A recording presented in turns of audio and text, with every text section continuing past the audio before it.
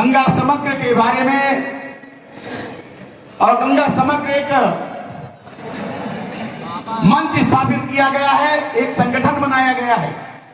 उस संगठन में कुलदीप जी की टीम काम कर रही है जो मंच में उपस्थित है, और इस विद्या मंदिर के प्रधानाचार्य जी उपस्थित हैं, और प्रचार लोग भी सब उपस्थित है, मेरे बच्चे सभी लोग उपस्थित। तो मैं आप सबको हृदय से वंदन और अभिनंदन करना चाहता हूं, और वो इसलिए करना चाहता हूं कि जिस विद्यालय में मैं बैठा हूं, खड़ा हूं, यह वह विद्यालय है जो हमको संस्कार सिखाता है, संस्कार देता है। मैं विद्यालय के आज तक तो मतलब आजकल का जो जल है बहुत मैला हो गया है, लेकिन उसके बाद भी लोग गंगा स्नान करने जाते हैं। ऐसी मान्यता है कि गंगा स्नान करने से हमारे जो पाप हैं वो धुल जाएंगे। ऐसी मातृमयी ऐसी नदी को हम ऐसे ही बर्बाद नहीं होने दे सकते हैं। गंगा की बात कोई छोटी बात नहीं है। यह नदी कोई ऐसी नदी नहीं है, नदियां तो बहुत सूख गई, हमें तो सबका संरक्षण करना है, लेकिन इस नदी पर हमें खास ध्यान देना है। हम ध्यान कैसे दे सकते हैं? हम सोच सकते हैं कि गंगा जी को हमें साफ रखना है, तो कैसे रखना है? ऐश्वर्य, हमारे पास पद है, हमारे पास पैसा है, हमारे पास सब कुछ है, लेकिन हमारा पैसा किसी के उपकार में नहीं आता, तो हमारा पैसा किस काम का है? जो गंगा के समान पैसा उपकार कर दे, वो पैसा ही सबके काम का है। सुरसर सब सबकर हित होई, कीरत भरित भूत फल सोई। यानी हमारा यश, हमारा धन, हमारा वैभव, हमारा ज्ञान वही उपकारी है जो गंगा के समान पवित्र हो। गोस्वामी तुलसीदास जी ने गंगा का संपूर्ण, भले ही क्रमशः उन्होंने बताया हो, लेकिन उत्पत्ति से लेकर, जैसे बताया कि गंगोत्री से लेकर के गंगा सागर तक की कथा उन्होंने क्रमशः लिखा।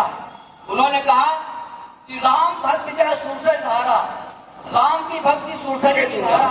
तो गंगा जी ने कहा नहीं नहीं, आप यहाँ से जाइए, आपका बिल्कुल प्रबंध किया जाएगा। गंगा जी ने प्रकट होकर कहा स्वामी जी से, और वो आए, रास्ते में उनको साधु मिल गए। साधुओं ने उनसे कहा कि आप रामचरितमानस का गान करें। उन्होंने कहा मेरी आंखें नहीं, मैं कैसे पढ़ूंगा, कैसे याद करूंगा?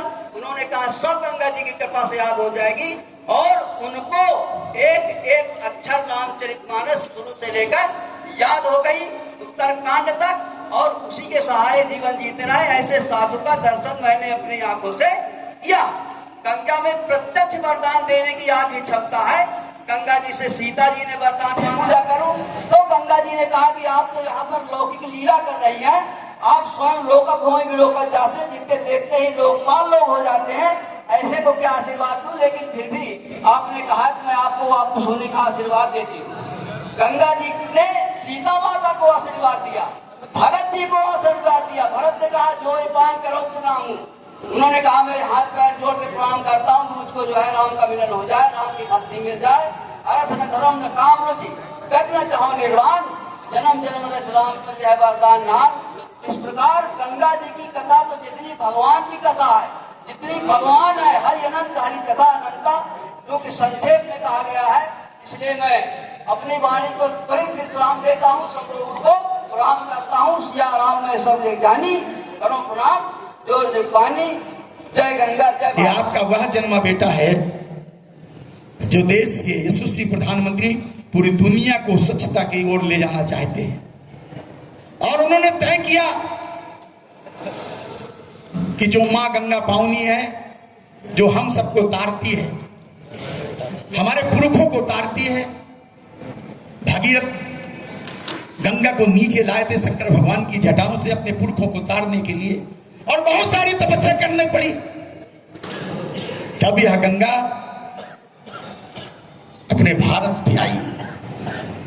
यह वह देश है, यह वह पावन पवित्र देश है कि जहां हम अपने पुरखों को, अपने पापों को तारने का काम करते हैं। लेकिन मैं उसके लिए यहां नहीं कहूंगा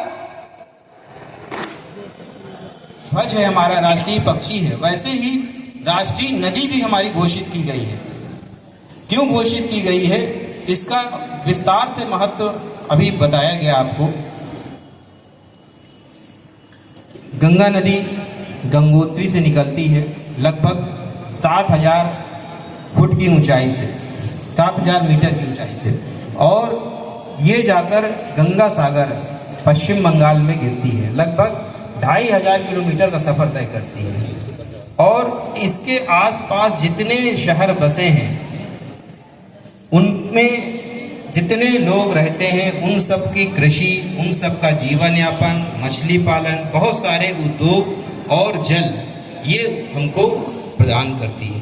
इसलिए शायद गंगा नदी को राष्ट्रीय नदी घोषित करना एकदम सही है। और गंगा के पानी के विषय में जो बातें बताई गई हैं, इसमें एक बैक्टीरियोफेज नामक बैक्टीरिया होता है। पुराने समय में आपने सुना होगा कि यदि कोई मरने वाला होता तो कहते 2 बूंद गंगा जल जाए। वो बैक्टीरियोफेज बैक्टीरिया जो होता है, वो हमारे शरीर के जितने वायरस होते हैं, कीटाणु होते हैं, उन सबको मारने का कार्य करता है।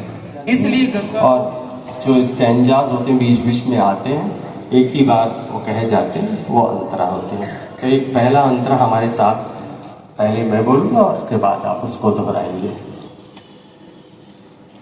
यह कल कल छल छल बहती, कली कली छल छल बहती, क्या कहती गंगा धारा,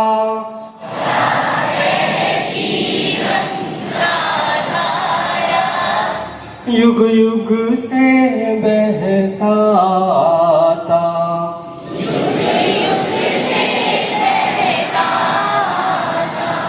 यह पुण्य प्रवाह हमारा,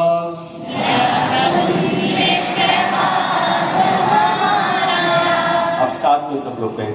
यह कल कल छल छल बहती, क्या कहती गंगा धारा, युग युग से बहता आता, यह पुण्य प्रवाह हमारा, यह पुण्य प्रवाह हमारा। अब मैं कहूँगा फिर आप दोहराएंगे। हम इसके लघुतम जल कण, हम इसके लघुतम जल कण, बनते मिटते हैं क्षण क्षण।